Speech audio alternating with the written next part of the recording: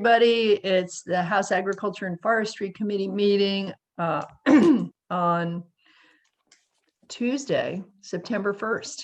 And we welcome you all and thank you for joining us. We are discussing budget and COVID-19 related issues. And today we are really focusing on the budget so that we can make a recommendation to House appropriations. So there are several things that I want to accomplish today. We have Diane Bothfeld from the Agency of Ag with us until 9 o'clock. So I want to focus on ag related questions until then, unless we get done quicker. And we also have Commissioner Michael Snyder, Deputy Commissioner Sam Lincoln, and Kristen Freeman from Forest Parks and Recreation. Thank you all for joining us. So I'm wondering, committee, if you have any particular questions that you have thought about. We are going to be making a recommendation to APROPS regarding the ag budget. And we've heard about some things from Forest Parks and Recreation that we might consider. One additional thing that I've heard about and would like to talk a little bit about, and Diane, I don't know if I mentioned this Friday or if this is just something that came to light over the weekend, but I've had a request regarding Farm to School, and they need some additional COVID related equipment to help produce meals for kids at at our schools, and depending on where they're going to be learning, potentially off-site. So essentially, would that be something that we would just request from APROPS to add? It's a $100,000 ask, and it would be COVID related.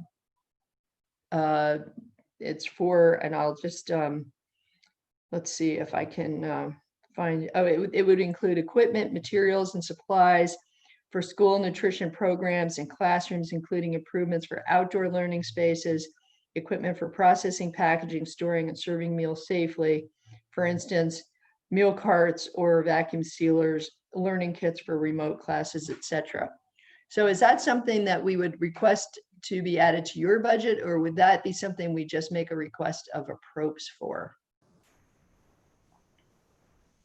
Well, we have managed those granting programs, so I guess that would be the question. Are you requesting a direct payment to some of the organizations that do Farm to Schools, direct to the schools themselves, or would you like the agency to manage those funds as they haven't in the past to get the funds out to the schools?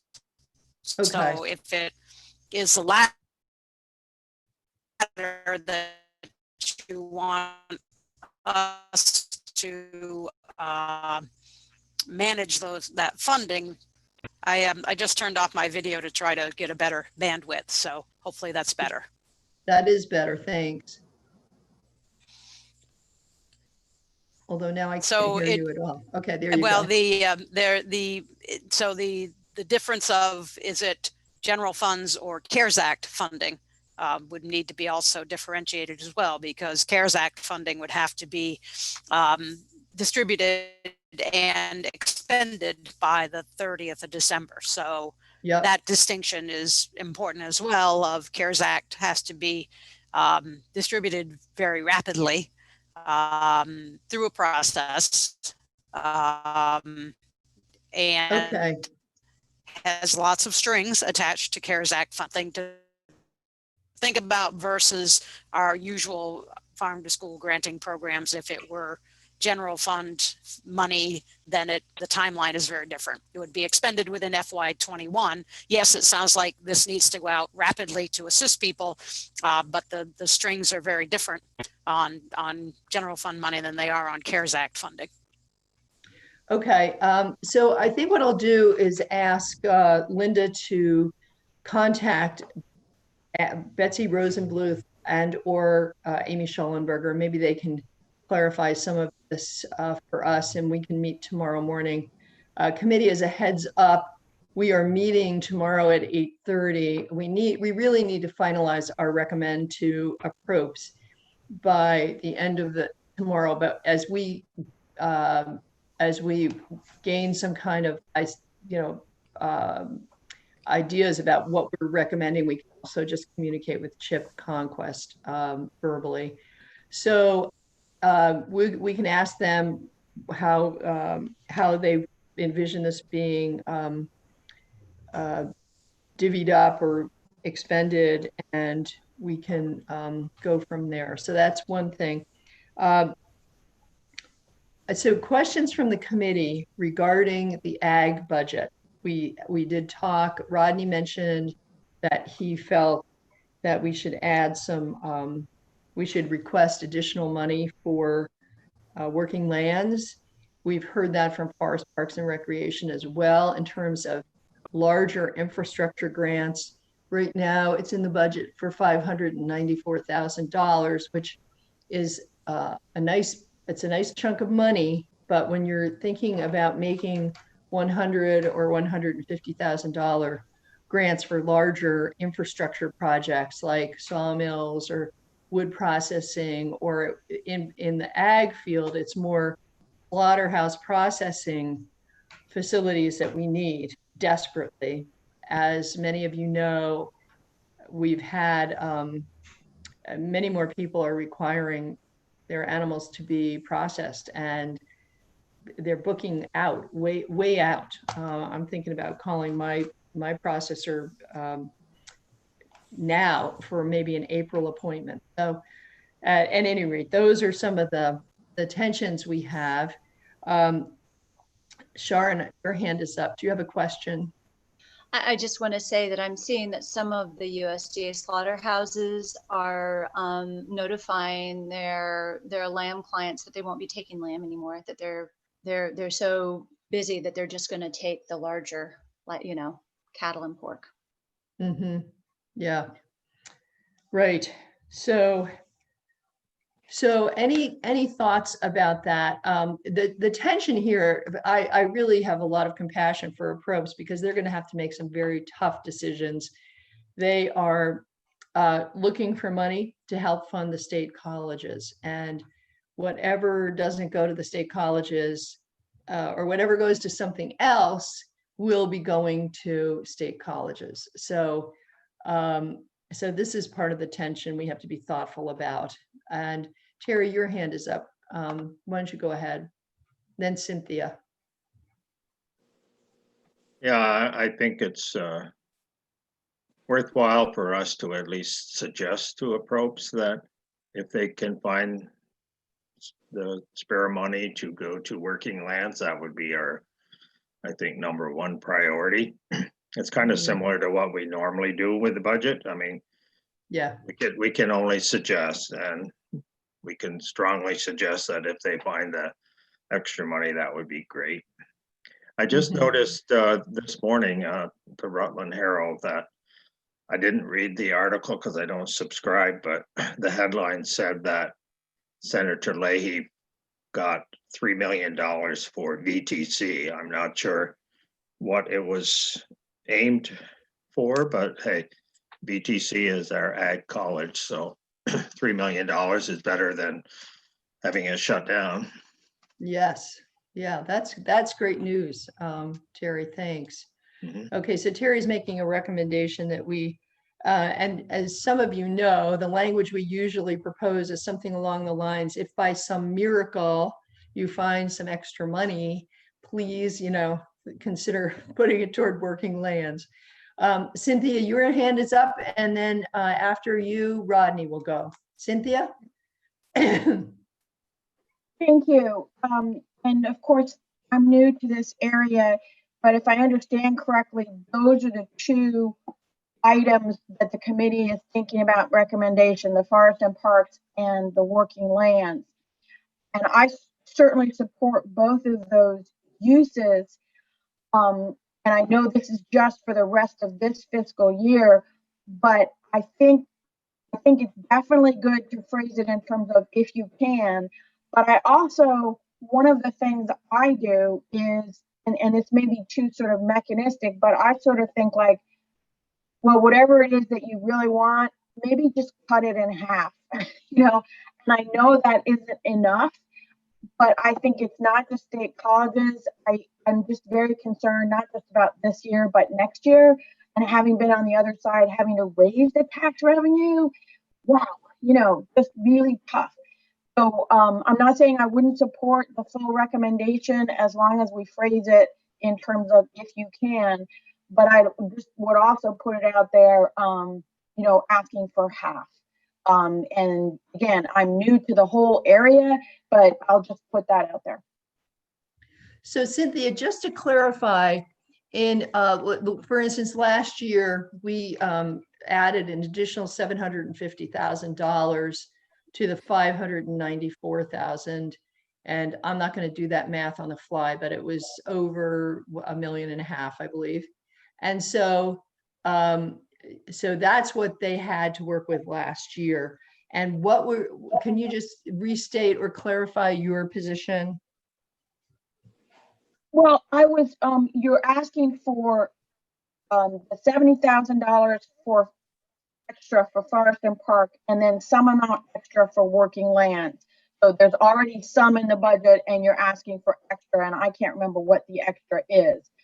But I'm just saying to cut the extra request in half, not the full allocation, but the amount extra you're asking for. And I understand the question about the investments and the infrastructure.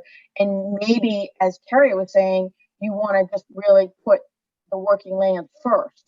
But I just feel that when you're asking for an increase, sometimes if you can dial it back and you get that. Now, maybe Approach is going to do that kind of thing anyway. I just put that out there. I wasn't talking about cutting the whole allocation in half. I was talking about cutting the increased ask in half. Right. And we didn't really have any specific number on that ask, that increased ask. Just, you know, it was like, if you find some money, you know, please, you know, please think about working lands.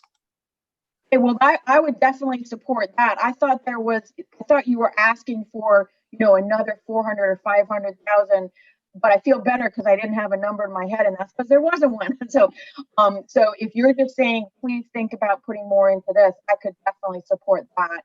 And yeah. I could definitely support that.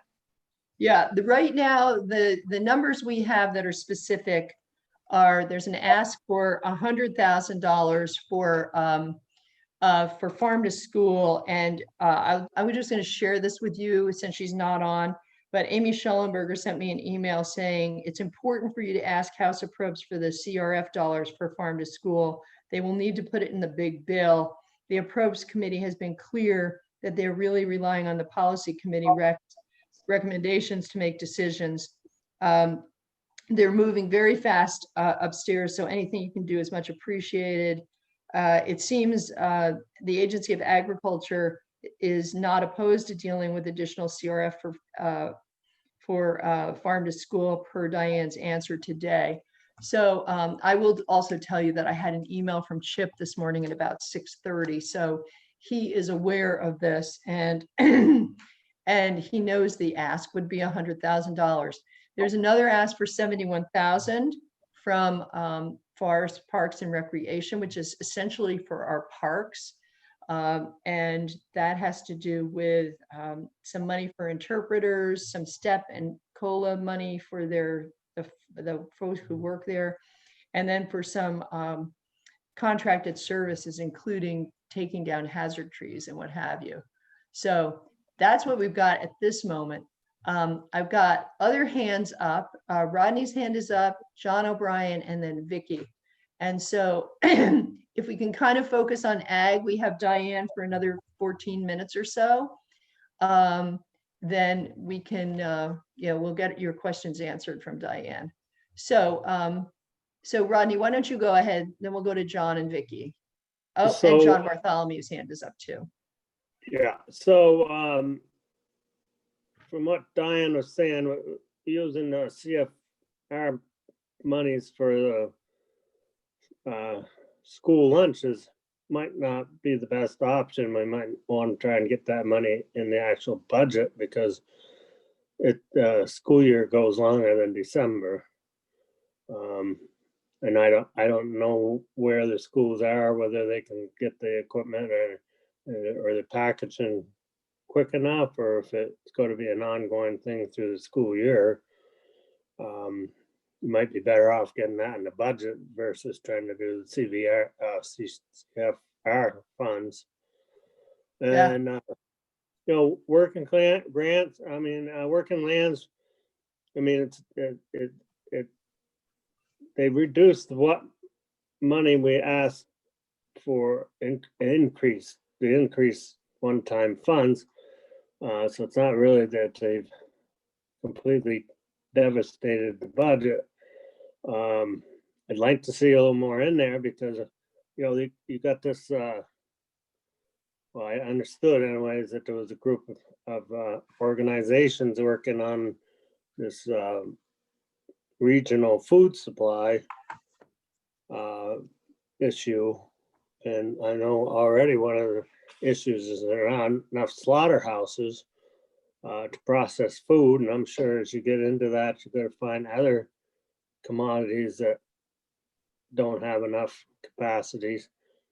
So it would be nice to have more money for that, but maybe the working lands is just going to have to scrutinize what's a priority needs for the state versus first come first serve type applications. But if we can't get that additional money. Right. Yeah. Thanks, Rodney. I think your take on the farm to school money is accurate. They want to know, and they want to be able to put that into the budget. So you're right on there.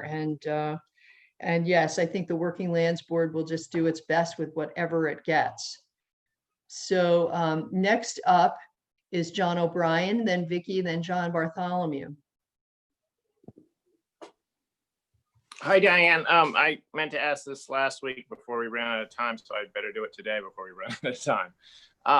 Of those, that CRF funding, it was 1.3 plus another 200,000 to stand up your COVID programs, relief programs. I forgot to ask where that money was coming from. Do you remember that conversation? Representative, the CARES Act is from the 1.25 billion that the state received. So some of that fund money hasn't been allocated yet. And that is our request, that building these applications, managing them is a cost to the agency of 1.3 million. So it's CARES Act funds, not general funds, not special funds, the CARES Act dollars from the federal government.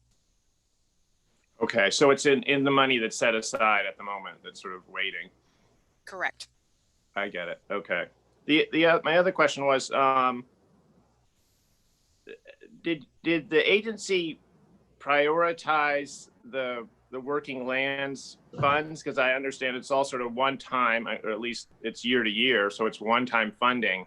And I wasn't, if even though you have to support the governor's recommend, if there was a way for the agency to prioritize those programs and break them down, it would be more likely probably for us to recommend 1, 2, or 3 programs instead of this whole, whatever it is, $600,000. If there was a 71,000 here or a 59,000 here for very important programs to keep going instead of cut way back to your base.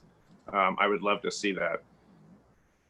Well, thank you. That is an important aspect. The agency each year can only come in with its base. It's very hard to increase the general fund base. The governor can take somebody else's general fund and potentially give it to the agency if that's, whatever, everybody budgets are tight. So that doesn't happen very often. So the one-time funding is not part of our base budget. So the increase that legislatively you folks have provided, you have provided money in the past to help support the 2+2 program, the 75,000 that helps the Vermont Housing and Conservation Board do the grant writing with towns, the addition to the working lands, those have all been one time. They're not part of our base budget. So when we come back in and say we've level funded working lands at 594,000, that's our general fund base money. All the wonderful things that you folks add to our budget overall are one time and not part of our base. You did last year, FY20, add 18,000 to the base for the 2+2 program, but that is difficult and it was a heavy lift, even though it's 18,000. So it's difficult. So for us to come back in and you know, request one-time funds from you, that isn't something we're doing. We put in the governor's budget as proposed, but those usually seldom include one-time asks. The FY21 prior to COVID, back in October of 2019, we were talking about asking for a one-time of 750,000 from general funds for working lands, but we know that in the time of COVID, that excess money doesn't really exist to that extent. We don't think there's 750,000 of general fund floating around that we should access versus other demands right now. So understand your thoughts on that, and you know, the Working Lands Board does look at that funding for grants, what's needed in the state and what the priorities will be when that goes out for another granting round. And Sam Lincoln's on as well. He serves on the Working Lands Board, and they have quite extensive discussions and debates of how to prioritize that granting funds each year. So it's not a willy-nilly that, oh, I hope somebody applies. We have been trying, the Working Lands Board has been trying to direct toward needs in the state when possible. Okay, thanks, Diane. So Vicky's up next, then John Bartholomew. And Rodney, is your hand up again, or did you just forget to lower yours? I forgot to lower it. Okay, thank you. Vicky, why don't you go ahead? Yes, thank you. Good morning. So while Diane is here for the next few minutes, I'm trying to process what I have in my notes from last week and things you're saying today. Slaughterhouses seem like that should be quite a priority, a big priority actually. And how would any of our funding that we're doing, asking for, help that, as far as whatever we have to do, certify slaughterhouses and help them get equipment, etc. And then also, Diane, the dairy farmers in our last session in the spring and summer are very desperate to pay those bills that are helping the economy, the grain suppliers, and the list is huge. So where are we with needing more funding for that whole aspect? Are we good to go there? Or I know we only gave, was it 20 million when we got 20 million when we asked for 50. So what's the situation for, these are the things that I see as priorities in crisis almost. So could you elaborate a little bit? How can we deal with that with this next round? If you were looking to provide specific support to slaughter facilities, they are a part of the non-dairy working lands grants that are out right now. Slaughter facilities can apply and are eligible for that funding. I can't tell you how many have at this point applied or not. So there is funding currently for them. The potential funding, so that's CARES Act funding, needs to be expended by the end of the year, but also had some eligibility that you had to be up and running in either February or March, depending on which pot of money you're accessing. So if we want to build new slaughterhouses, they don't specifically fall into that category. So the potential to either direct the existing working lands money, or if there is a way to augment those funds and legislatively say that, you know, this funding is for the continued expansion and development of slaughter facilities and processing, that is something legislatively you certainly can do. If there are additional funds available, you could certainly target that. Slaughter facilities have always been eligible in the working lands grants, so some have come forward in the past. Sometimes the investments, depending on the size and scope, can be pretty extensive, depending on, you know, the size and scale of a slaughter facility. So as Representative Graham mentioned, the ability to do some larger grants through the working lands can be very helpful in some of these startup operations that, you know, 20,000 is nice, 100,000 goes a lot further kind of thing for some of these larger scale facilities. So those types of things are important. We are providing you our beginning of the month report today on our CARES Act funding. Currently, we're right around 19% of the dairy farm money going out to our dairy producers. So right around I think we'll be right at 4.5 million today out of the 21.2. So we have a ways to go. We also have 261 applicants that have accessed but not finished the application. So they're in there working on it.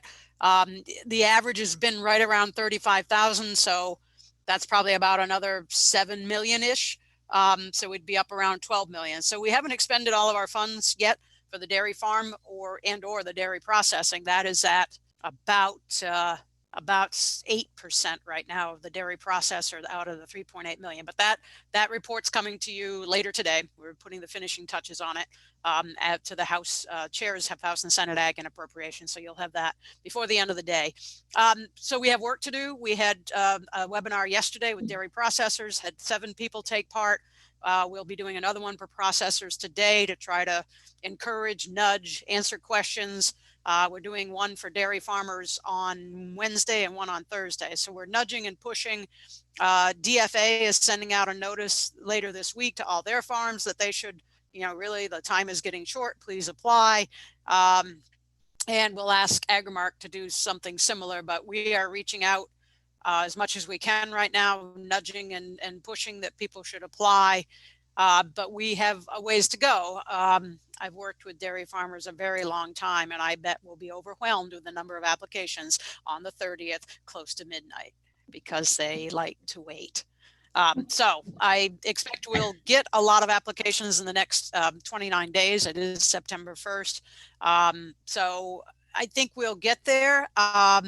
It's a little hard to say we need more money at this point with the expenditures to date. So I know its prices did come up a little in July. They should be fairly stable in August. It looks like things may go a little more south in September and October, and through the fairly steady through the end of the year potentially, but back down into the low 17s, high 16s for the rest of the year. So not great.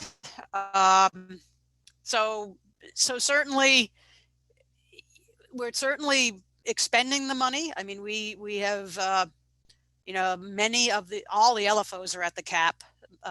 Probably 3/4 of the MFOs are at the cap. And so the rest have not met the cap, and we will be announcing our second round application for those smaller farms later this week, probably by the 7th, let's say after Labor Day, just in case, so they could come back in and get more fundings because they were well under their cap for their first application. So I think, one dairy farmer who's very astute thinks he'll have another $6,000 to $7,000 in expenses, but that still he'll be under the cap for his size. So just it depends on where they're at and what they have for expenditures and what they can verify for us to provide money on.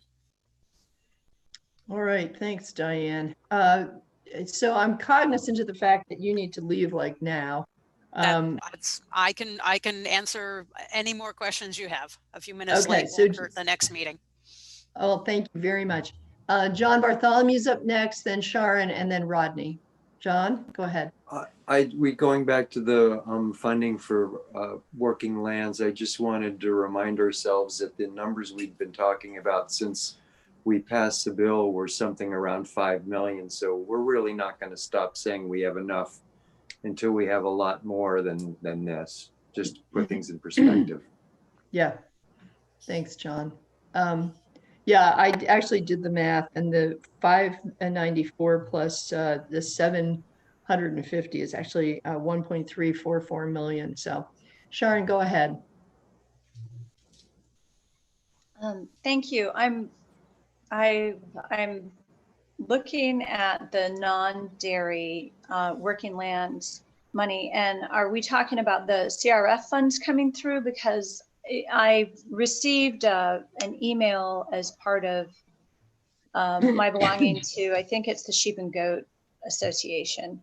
And because the non-dairy ag sector has to show a no profit, not just a reduction in their income, but no profit. I'm wondering how many of these businesses are going to actually qualify if this is CARES Act money. And that is a bottleneck that's going to leave us with unspent money that'll be reallocated to what? The state colleges and the organizations.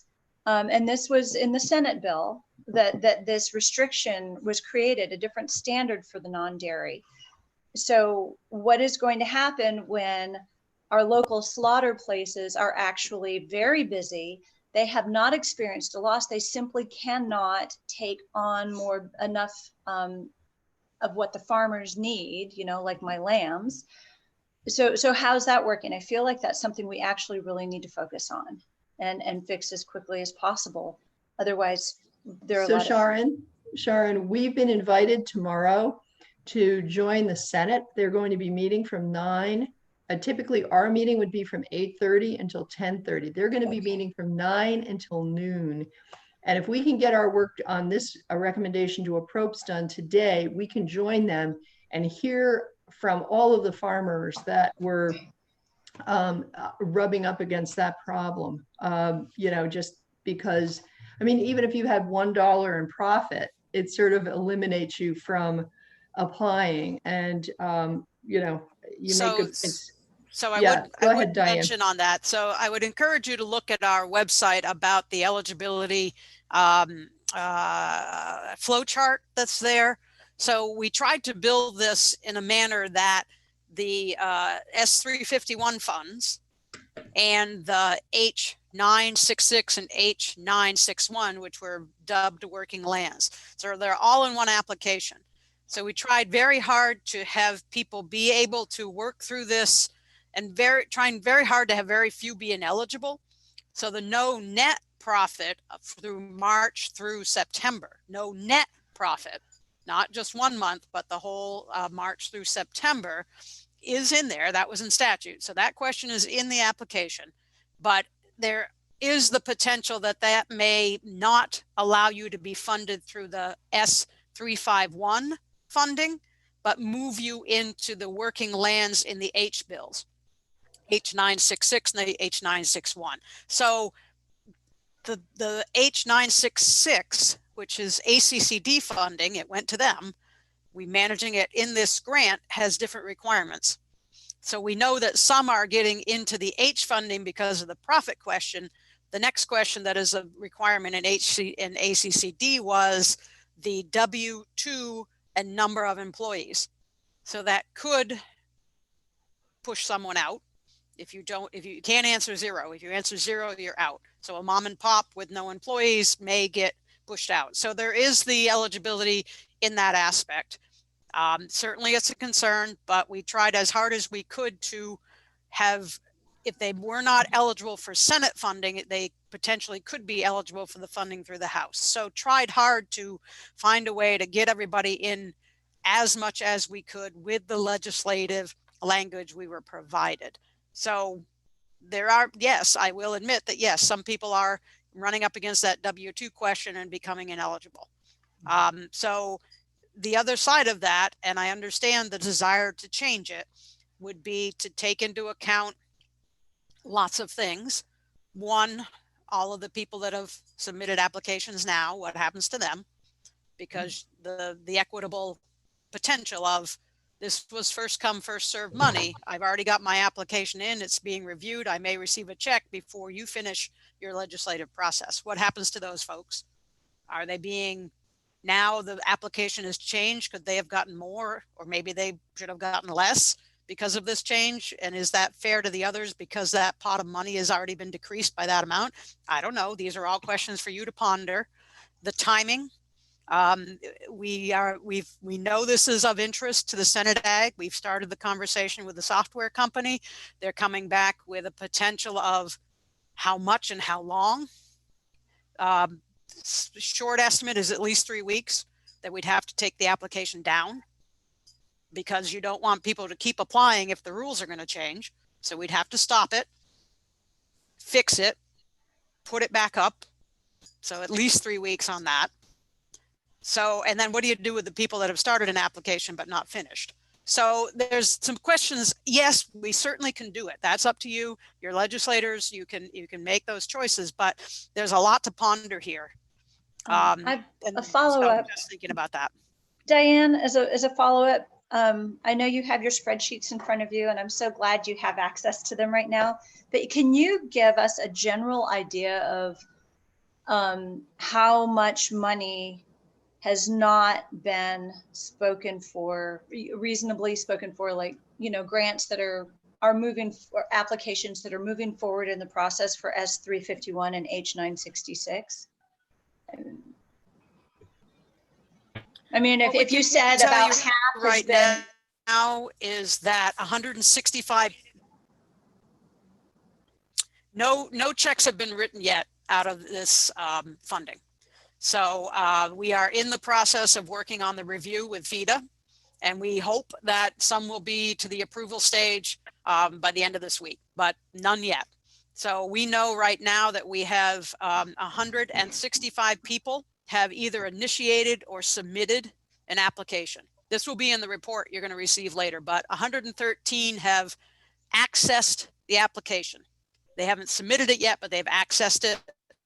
52 have submitted it as of yesterday afternoon.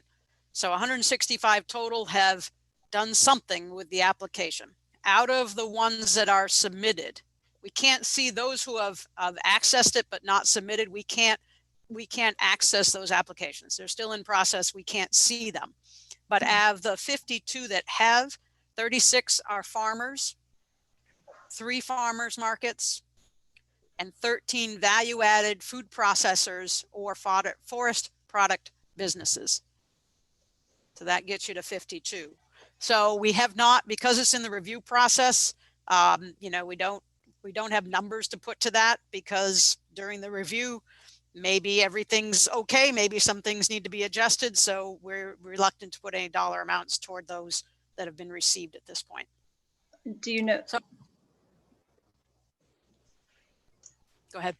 Do you know when you'll have some of those numbers so that we can tell if there is a slow bottleneck on this that's going to prevent the funds from being released by the deadline, and so that we have a sense?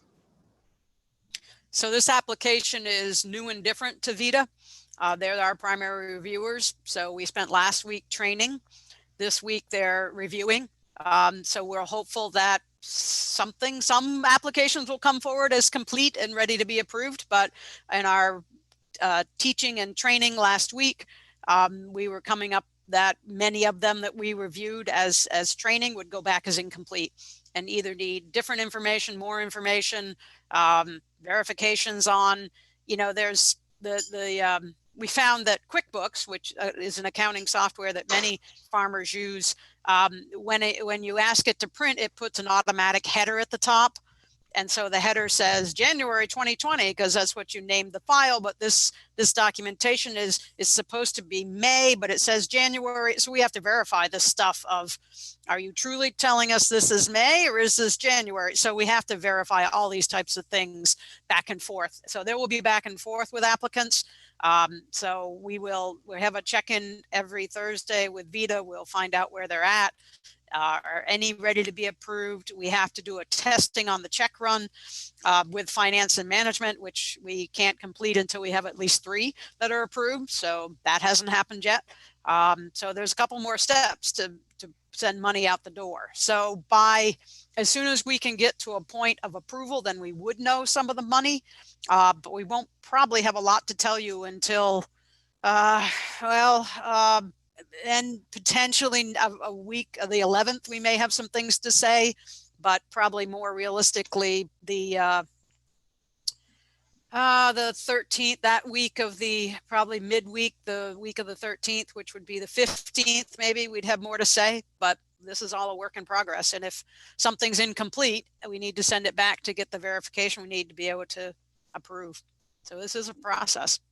Diane, thank you. I know that you guys have an awfully lot on your plate, so I appreciate you trying to answer these hard questions. Thank you.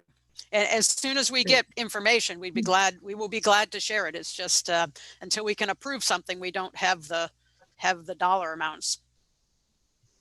Thanks, Diane. So Rodney's hand is up, and I'm becoming conscious of time. We are on the floor at 10, and we want to hop off of this and on to that. We probably don't have to do 15 minutes beforehand, but it would be, I really want to have any questions about that $71,000 that Forest Parks and Recreation is interested in. I wanted those questions answered too for all of you. So Rodney, why don't you go ahead? I don't know if this is for Diane. I suspect it is. It is, it's quick. Just want to let you know that NOFA is reaching out to the organic farms, trying to get them to get signed up for the program. And I'm having an issue with the application because, I'm one of these that stop milking cows, but I'm going into a different commodity. I mean, I've already invested money in beef animals and equipment to harvest hay so that I can sell hay. But the application keeps coming back to me saying it's incomplete. And I've pushed the buttons that it's supposed to and fill in all the information. And for example, I put in for a piece of equipment that, and I don't know if this stuff's eligible, but anyway, I put in for a piece of equipment to be able to wrap around bales for being able to transport and sell hay. And application comes back and says, I put in a request to purchase hay. I'm not trying to buy hay, I'm trying to sell hay. So there's some, and maybe what I'm doing wrong. So I'm looking forward to watching that webinar tomorrow and see if I can figure out what I'm doing wrong or what's going on. So, yeah, I think for everyone, it's really tell us your story. And if it's a few paragraphs of what you're doing, that's great. I mean, a few sentences is good, but if it's something new and different and you're pivoting your business, all of those things, we need to have it pretty well spelled out, because we don't know people's businesses. You've got some milk information that you can certainly put in, but these pivots of businesses that have, ceased milking cows and are trying to do something else, the COVID is why you cease milking cows, the pivot to a new business, and how is it related? So trying to give us, you can write us a book if you want, but certainly enough information to say, oh, this is the new business venture, the pivot to that business because of the COVID, what's being purchased, why is it being purchased, and what's it going to do for the business. So we glad to talk with you on the webinar coming up, but it is really, we've tried to standardize our responses the best we can by reading what we get. If it goes back the more information, the better. And yes, hoping that people will also use the farm viability if that's helpful. And we have been in direct contact from the agency with those that we know have done something like double claim the CFAP or double claim a duplicative payment that seems way too big, and the award comes out at zero. So the Agency of Ag folks have been calling people directly to have those conversations of what happened here. Something's wrong. So we're doing that as well along with VHCB. So yes, taking part in that webinar would be helpful, and glad to have those conversations further. Great, thanks, Diane. Diane, thank you so much for joining us today. I think we're all set with you. We really appreciate you spending some extra time with us. And if we have any additional questions, we can get a hold of you by email too. So yes, absolutely. Thanks so much. Thank you very much today. Thank you. Bye now. Yeah, take care. Bye-bye. All right, so now we're going to turn to Commissioner Snyder, and Michael, I'm wondering if the committee has, if you have anything else you want to say about the $71,000, or if the committee has questions. So I'm looking for little blue hands. If anybody has questions about that 71,000, Michael, if you want to say a word or two about it, that would be fine as well. Thank you, Madam Chair. For the record, Michael Snyder, Commissioner, Forest Parks and Recreation. Happy to fill in blanks and understanding, but I think I'd wait to be guided by the questions of your committee members. If it's helpful, I can give an overview of it again to restate the idea here. Joel, just to make sure my notes are correct, Sure. the $71,000 includes 12,000 for interpreters.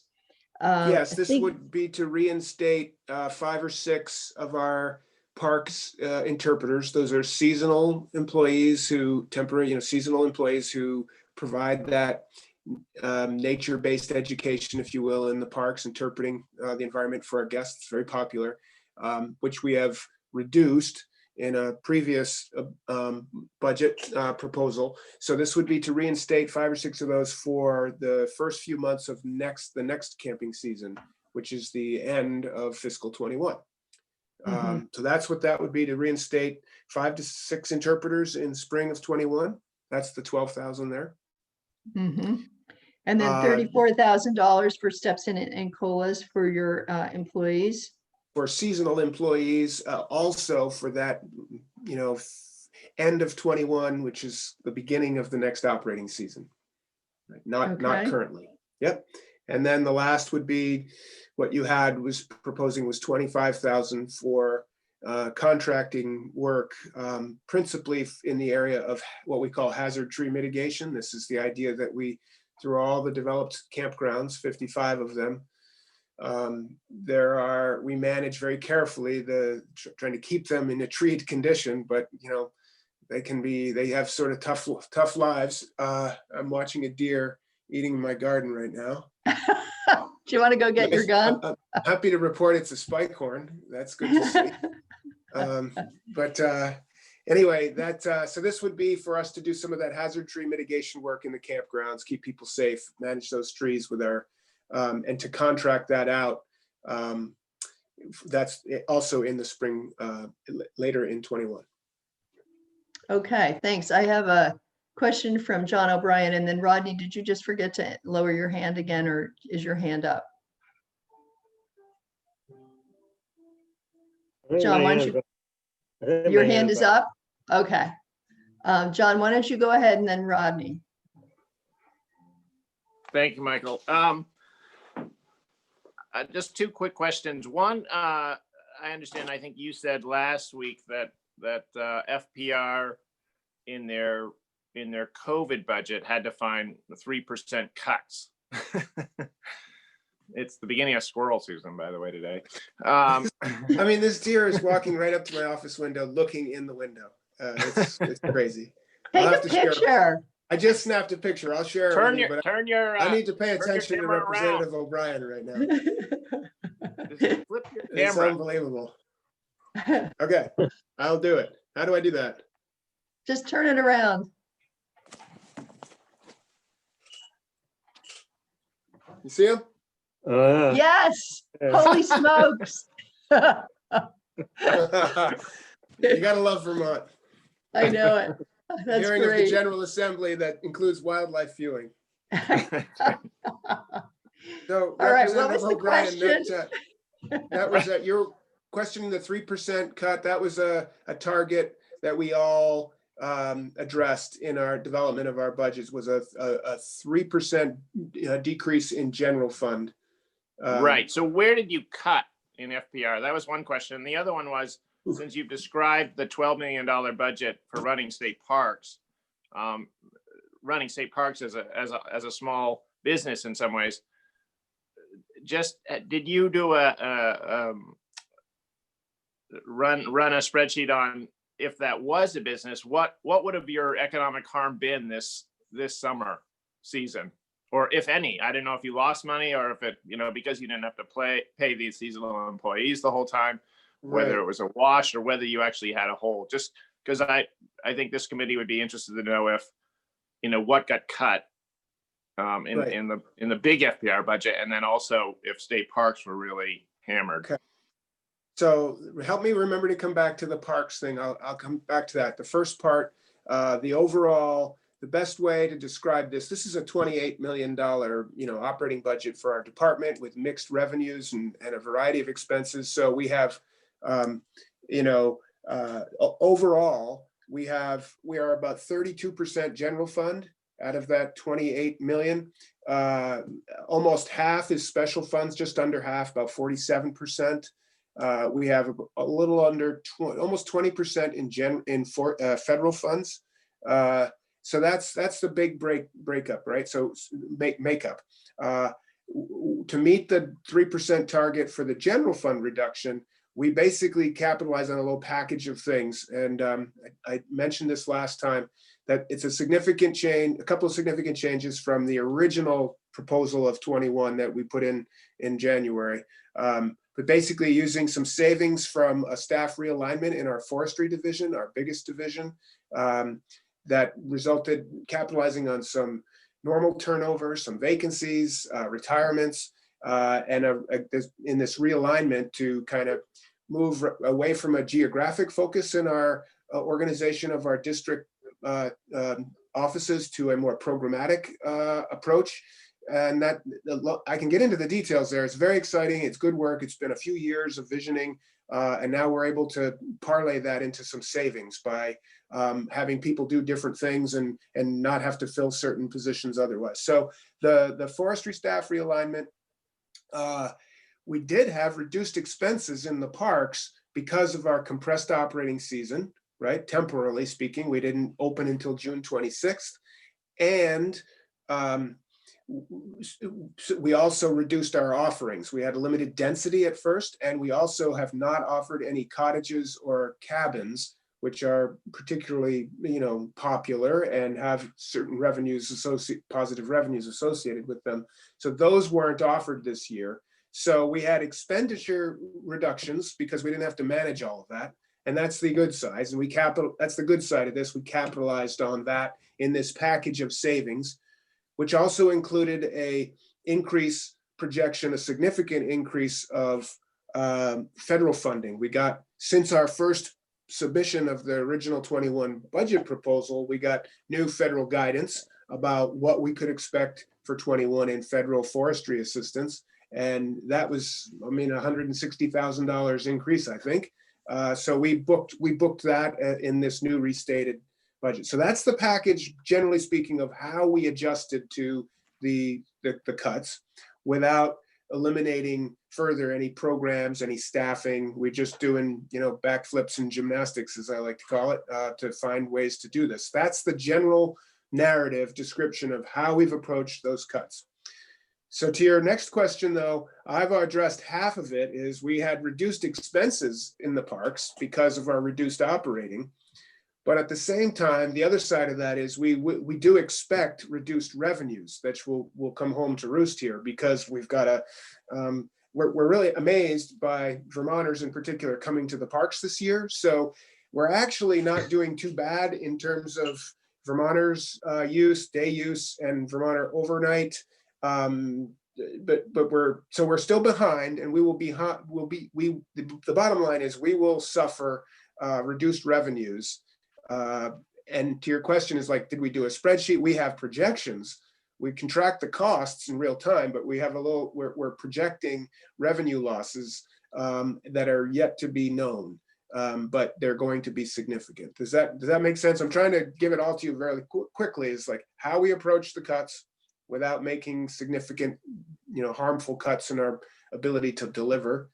And to your point about what it's a business and how we are looking at, the possibility of reducing. So no matter how we slice this, we are likely to take our fund balance, this park special fund, into which all the revenues go. We're going to have to spend that right down and use some of our fund balance to kind of make it through. And we project to be in the red at the end of this fiscal year with in the parks fund because of those revenue losses. That's the big story here, is that whereas we usually like to maintain a buffer in that fund balance for the vagaries of weather, in particular, both winter weather that affects our ski lease program, $3 million in revenues there that we're not sure where that's going to go next year, as well as the weather that controls people's camping and things like global pandemics and travel restrictions. So is that helpful, Representative O'Brien? Does that give you what you need there? Yes. So do you have any numbers for how much you might be in the red just on the state parks? Well, and I mentioned this the other day as well, is that as we built this, Joint Fiscal had given us a pretty clear indication that when we made a request to use CARES Act funds to recover some of our refunds that we made for the spring season cancellations, whereas we thought that was going to be very helpful and eligible, we built this based on that understanding, and that understanding, though not final, is looking like that's being scrutinized further and may not be eligible. So it's anywhere from a balance of $400,000 to being in the red $1 million. If we don't get the refunds of about 1.3 million, and I've signaled this to everyone, including the speaker, that we don't know, but we need to be thinking about something different here, and the administration is thinking about it as well. It's like, we built this based on an assumption of pretty good guidance that we would have, those refunds would be covered. Now this is somewhat separate to what you're working on, but you're asking important questions, so I'm just indicating this is now my big dilemma: is what if we don't get that refund money? We have now a sizable chunk. We could weather it by hitting the fund balance, but it's questionable as to whether that, to the advisability of doing so. Right. Right. Is there anything this committee could do then to help you get that 1.3? It's just, I'm at a loss because, this is all changing so fast, and we don't have any finalities, any definitive ruling on this eligibility, and that needs to happen now. So I appreciate your interest. I don't know what to tell you, however, because I'm also, very clearly supporting the governor's recommend, and the governor's recommend does not include anything for the refunds because we thought we had that covered. So I can't get out in front of the governor on this either. But I think we're all pulling in the same direction, and I appreciate that. Everyone understands this is something to be very careful with. Thanks, Michael. Rodney's hand Thank is you. up. Rodney, go ahead. Yeah, so just quickly, these contract and service for tree removal and the positions of interpreter or whatever you call them. Yep. Were they originally in the budget and was cut, or were these new items that you haven't had before? This is all relative to what we put forward in the original 21 proposal recommend of the governor back in when we were in the House Appropriations in February, I suppose, where we had proposed $280,000 worth of cuts to our parks operating, which included eliminating about 11, I think, of this, or 12 of the 16 interpreters, as well as freeze on steps and colas, and a freeze on $50,000 worth of planned contracted work. So that was $280,000 in the original 21 proposal of cuts in these areas. We didn't have, we then put in a restated 21, and as I say, the federal situation changed. We realized we could make some use of the realignment in forestry. So in other words, we just kind of scrapped that, and now we have now we're coming back with a restated budget that that deals with that doesn't make those. We didn't need to make those cuts. It doesn't make any sense because we're in the middle of the operating season. So this would be a new approach, just sort of scrapping that, and we have a new bottom line with the 3% and with the federal up and other savings. So we had to do less in order to make this work. So it was contemplated all along, and now we're back with a revised version of it. And so I'll pause there. Is that helpful? Representative Graham, that makes sense? Yep. Okay, and maybe if I could, Madam Chair, I just, Kristen's always very, very careful, but our financial manager, Kristen Freeman's on here, and I just invite, if you'd allow Kristen to jump in at any time if she wants to. I've got a lot flying at me, and I've got incoming, so not to mention a wildlife haven out here. So, Kristen, if I need to restate something, or if you could add clarity, please do. Sure. I think the only is the interpreter program cut is the 5 to 6 staff member leaving about 11. I think it just got stated the other way. Did I say it the opposite way? I'm sorry. Exactly. Yep. No problem. Why don't you just restate it for the committee to be completely clear? Sure. So currently the budget includes a reduction to the interpreter program of 5 to 6 staff members. There's 16 total seasonal staff in that program. How many? So we did not operate them. We did not use them this year. And so this would be about reinstating some of them for the spring, the end of 21, right, Kristen? Right.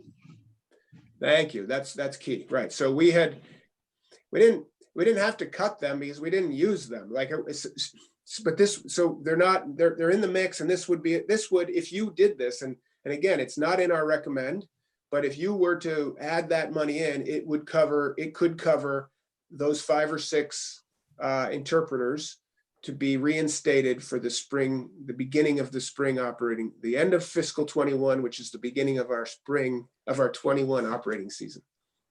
Okay, so 12. Okay, go ahead, Kristen. Sorry, it will reinstate the full program starting in the spring, and apologies, it just gets so muddy with all the governors recommend and then COVID happening. We didn't run the interpreter program this year for safety reasons, but this funding would reinstate the full program in the spring, whereas as currently proposed, the program is cut by 5 to 6 staff members. Okay, so that 12K would pay for how many interpreters? The full 16 in Okay, 16. All right. Sorry, thank you, Kristen. Boy, there is a lot. Confusing. It is very confusing. Sorry to hop in. No, it's helpful, and I'm sorry to the committee to make mud of this. No. Usually try to do a little better. So, Rodney, is your hand up again, or did you just forget to lower it? It's down. Okay. So now we have, a few minutes to discuss this. As far as I can see, we have 3 moving parts. And if there are any that I've forgotten, committee, please chime in and remind me of what they are. But I've heard extra money for WeLab in particular, that's Working Lands Enterprise Board. In particular, our language in our letter might suggest that any money that can be added focus on larger infrastructure projects, such as slaughterhouse / processing facilities, and any kind of infrastructure for forestry and the wood product sector. And then there's the $100,000 for farm to school. And that would be in the budget, and it would be COVID money. And $71,000 for parks in particular, and you've heard that that's been pretty well discussed. Do any discussion? How do people feel? And I think, if there are things you want to say, that's fine. However, if you want to just give me a thumbs up regarding, and for those of you who can't go on with video, okay, I'm seeing a thumbs up from Terry, John, Vicky, John Bartholomew, that is, Vicky, John O'Brien, Rodney Graham, Cynthia's got her hand up. Cynthia, do you want to stay? Sharon's got her thumb up. Cynthia, do you want to say? Yeah, I just wanted to say I can support that that description of a recommendation if it was put in a motion for the letter. Great. Okay. So I have complete thumbs up for Working Lands Enterprise Board. We're not putting a number on it. It's whatever Approps could find to help with that, but that we would add language regarding slaughterhouse facilities. And when I say slaughterhouse, I'm including processing, because slaughterhouse is like the kill and then processing is more the cut up. And for forestry infrastructure, forestry wood products infrastructure. So I'm seeing complete support for that. All right. Then how do you all feel about the $100,000 for farm to school? This is for, okay, thumbs up from Sharon, John O'Brien, John Bartholomew, Vicky, Terry, Rodney, and Cynthia, would you like to say how you feel about that? I'm fine with that. Okay. And then the other one that I know of is the $71,000 for the parks. And you've heard a pretty detailed description of that money. And do I have a thumbs up for including that in our recommend? Okay, Sharon, John O'Brien, Vicky, Terry, John Bartholomew, Rodney, how are you feeling about that? Thumbs up. Okay. Cynthia, would you like to say how you feel about that? I'm fine with that request. Okay, great. That, as far as I remember, are all of the discussion points that we had. John O'Brien, your hand's up. What would you like to say? I just had a quick question for Michael.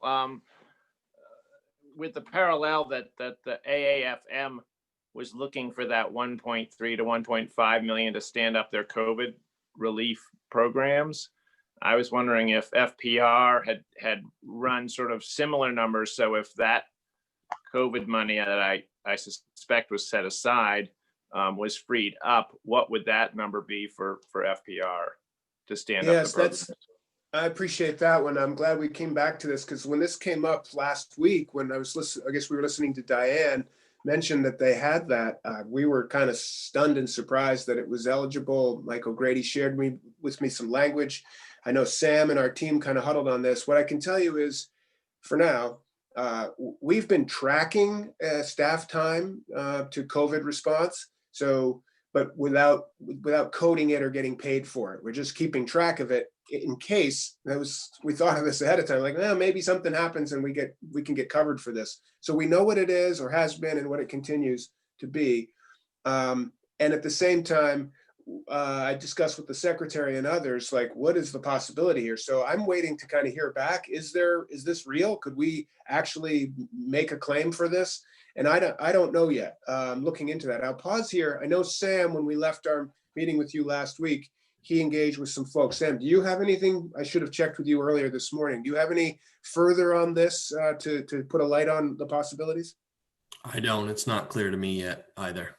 Okay, thanks.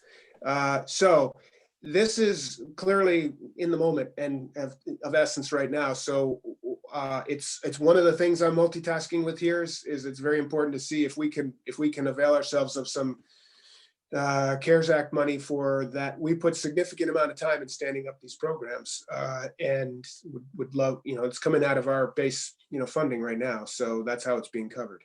I wish I could say, oh yeah, we're flipping that switch and that, because it would really help, but it's another outstanding one that we have to resolve here within, like, we're trying to do this today. Great, thanks, I'll Michael. certainly. Go ahead, John. And then Carolyn, Cynthia has her hand up, and then Rodney. Yes. I just wondered if you, since you're close, you're in leadership, if you have heard of that money the General Assembly sort of tucked away, if any of that will be freed up for programs, or filling in holes and if we should be looking at that.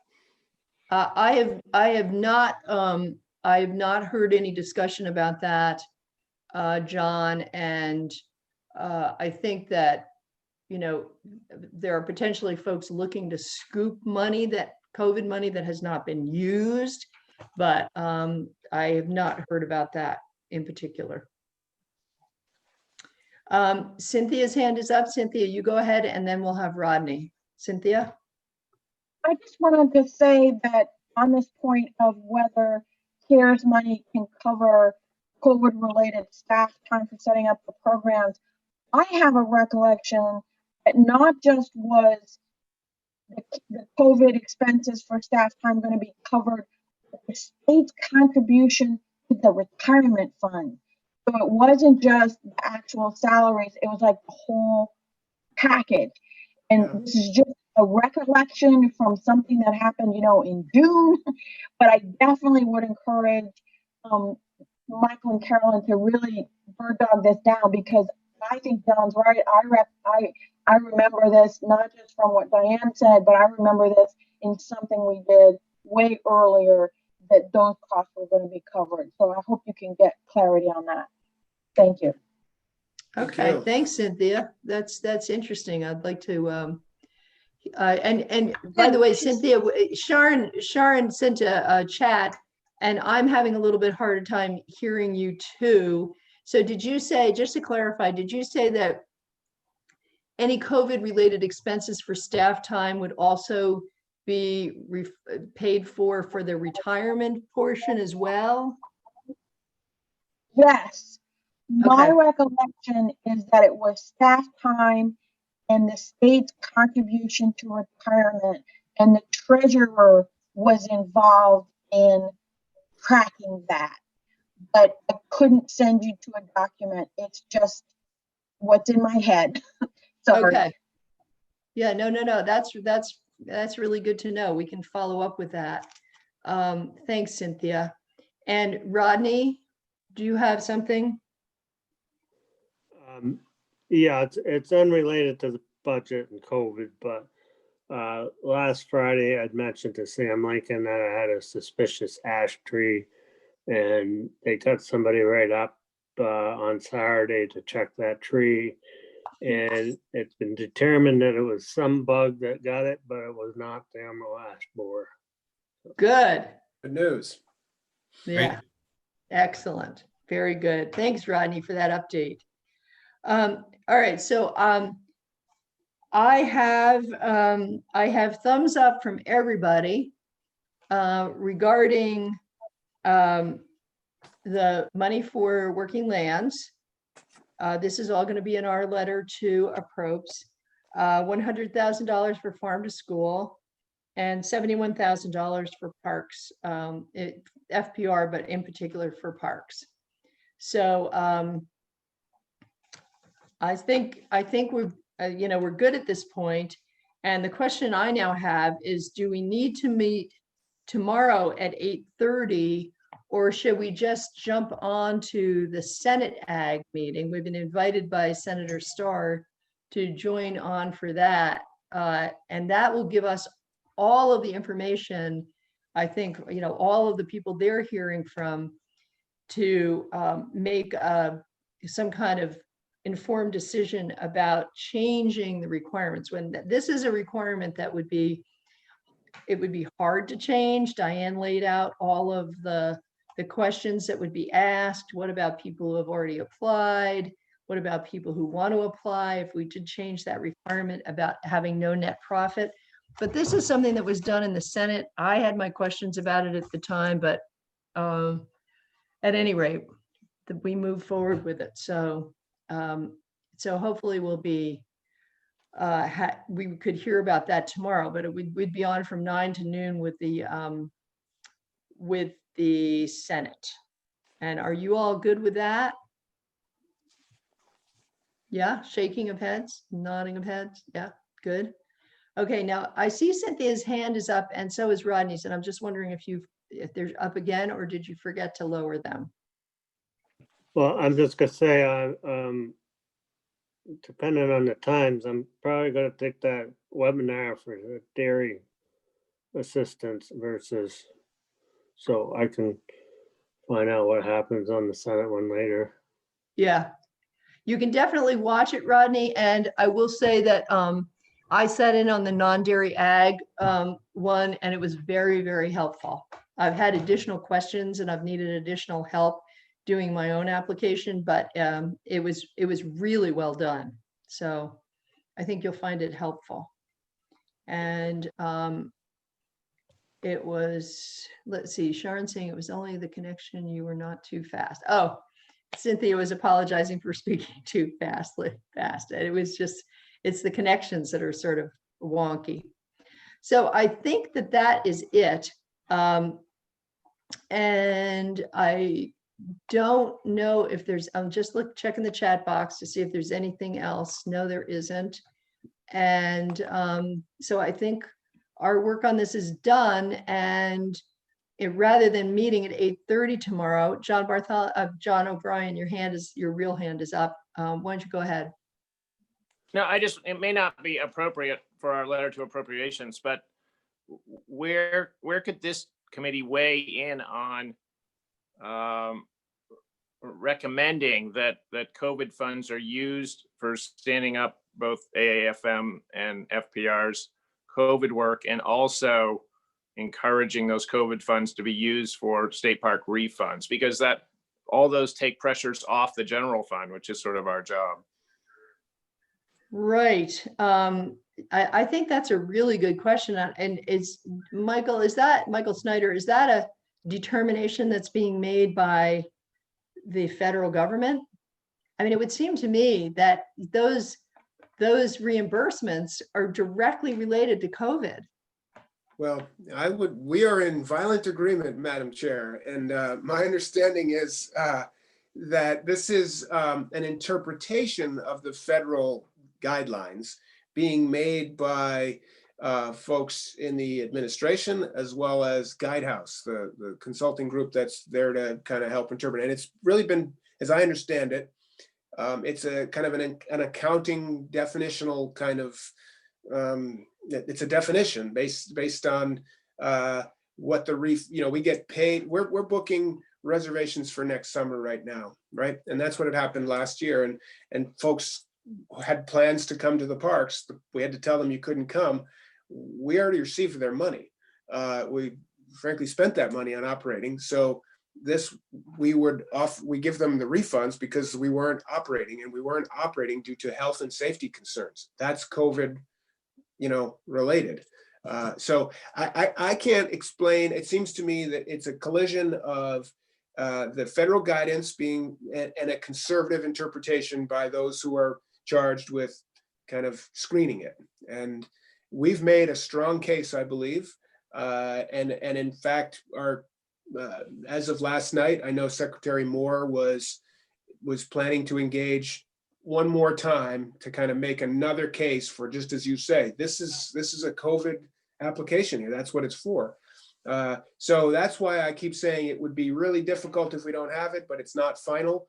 And it seems like, especially with your interest in trying to resolve, we need to get that answer now. And I just don't know how to we're doing our part to force that answer. I don't personally, as I understand it, I don't see that there's any room for you to do that.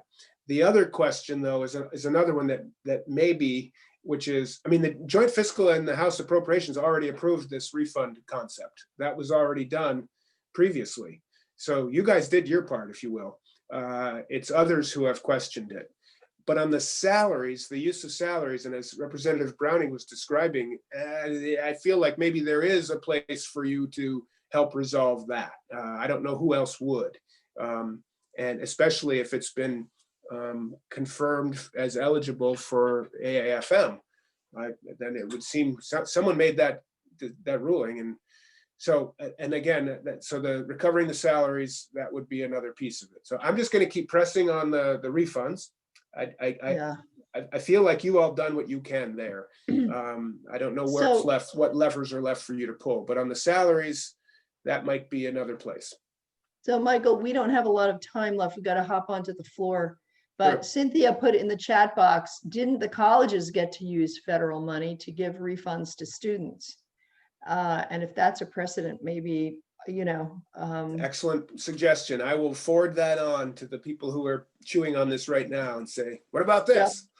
Yep, yeah, exactly. And I mean, isn't that the fact that the Agency of Ag and Food and Markets use the salary money? I mean, it would seem what's good for the goose is good for the gander. So who made that determination that they could do that?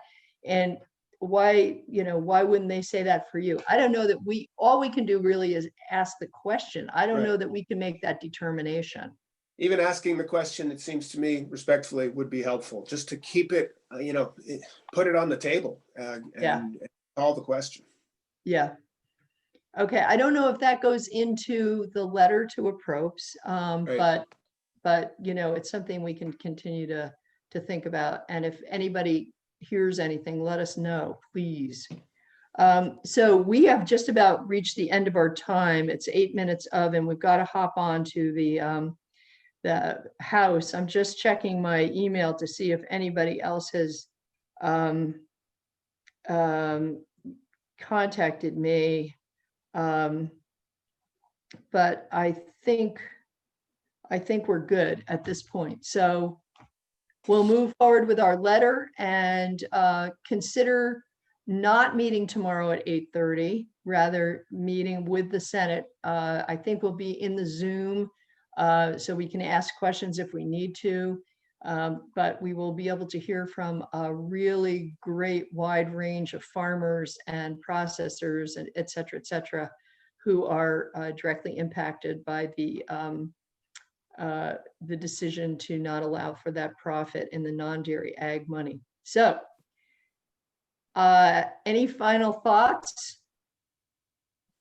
I want to thank you all and see you potentially at the Senate tomorrow at 9 o'clock. So Linda, you can take us off YouTube, and I want to thank everybody for joining us.